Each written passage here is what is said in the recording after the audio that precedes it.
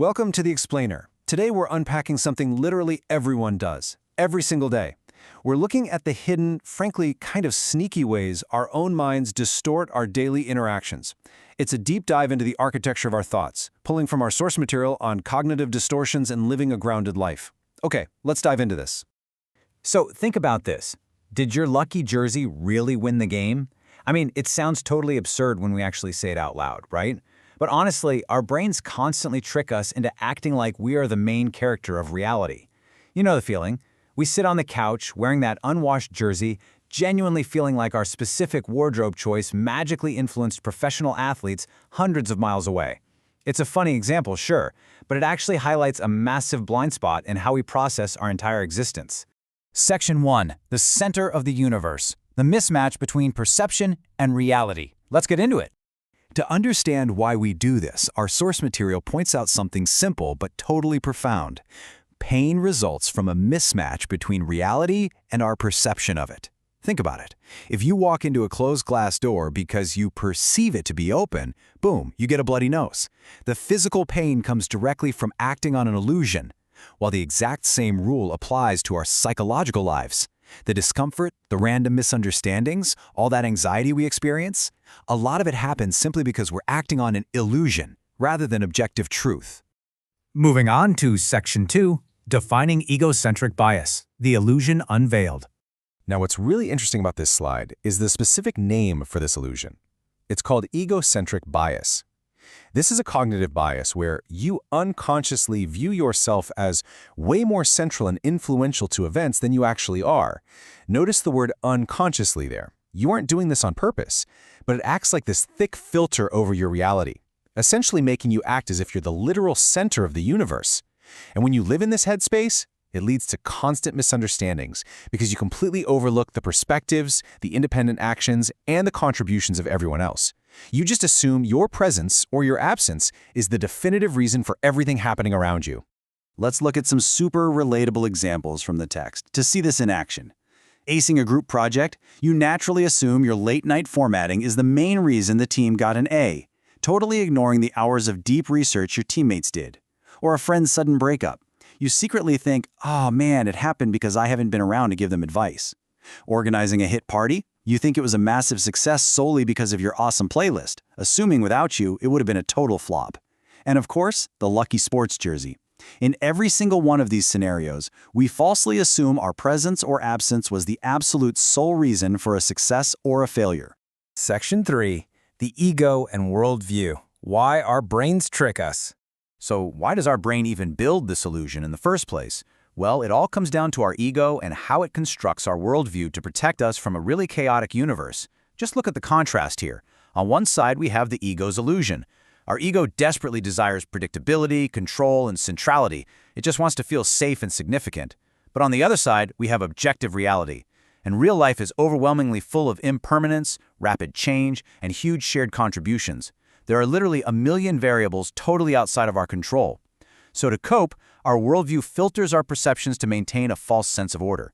We make ourselves the center of the story because, honestly, it feels much safer than admitting how little control we actually have over the grand scheme of things. Section 4. The trap of personalization, taking the blame. Now, this illusion isn't always about making us look like superstars. There is a much darker, much more anxious side to this egocentric coin. Egocentric bias and personalization are actually two sides of the exact same cognitive distortion. While egocentric bias often makes us the hero by eagerly taking the credit for shared successes, personalization makes us the villain. Personalization is when you take the blame for things that aren't actually your fault, and both of these are symptoms of the exact same underlying problem, thinking everything revolves around you. Think about how often you've had these exact thoughts. I must be the reason for their argument. They started right after I walked in. Or, she seems upset. I definitely offended her somehow.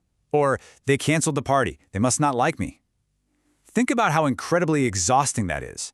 You're basically carrying the weight of the world on your shoulders, constantly assuming that everyone else's complex moods, their actions, their private decisions are a direct reaction to you. It's a deeply painful way to live. And as we saw earlier, it's a pain based entirely on an illusion.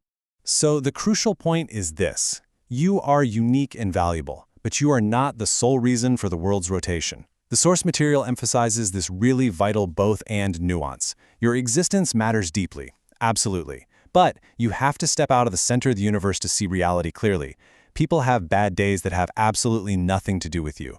Projects succeed because of dozens of unseen variables. And you know what? The sooner we accept that, the lighter we feel.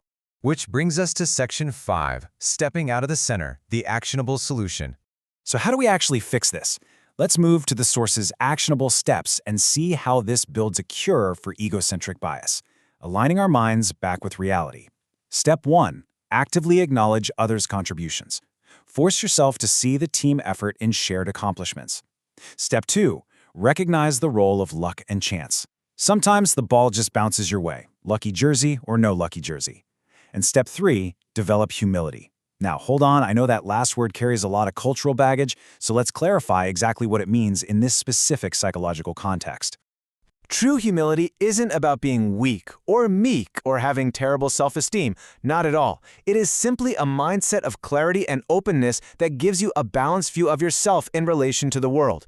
It is literally just about seeing reality accurately. It's about dropping your rigid, ego-driven defenses and engaging with the world honestly.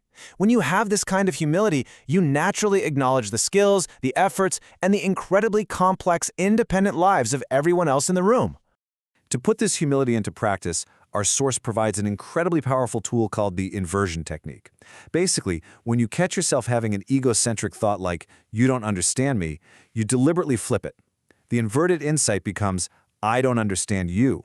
Wow, right? Suddenly, the focus shifts outward. You stop being the misunderstood victim at the center of the universe, and you realize there's an entirely different person with their own incredibly complex reality standing right in front of you. It's a literal aha moment that completely diffuses tension. Let's look at one more. Egocentric thought. You are the reason I am stressed. The inversion? I am the reason I am stressed. And this brilliantly illustrates how inversion forces us to take responsibility for our own internal reactions. We step out of the victim role completely. We stop blaming external factors, we stop trying to control other people, and boom, we instantly regain control of our own thoughts and emotions. Which leaves us with this final mic drop quote from the text. You are not the center of the universe. It sounds a little like tough love, sure, but it's actually the ultimate key to freedom. When you let go of the illusion of your own ultimate influence, you free yourself from unnecessary anxiety, misplaced blame, and endless, exhausting misunderstandings. You finally get to participate in reality exactly as it actually is. So, I'll leave you with this. Where in your life are you still wearing a lucky jersey? And what would happen if you finally took it off? Thanks for joining me on this explainer, and keep questioning your reality.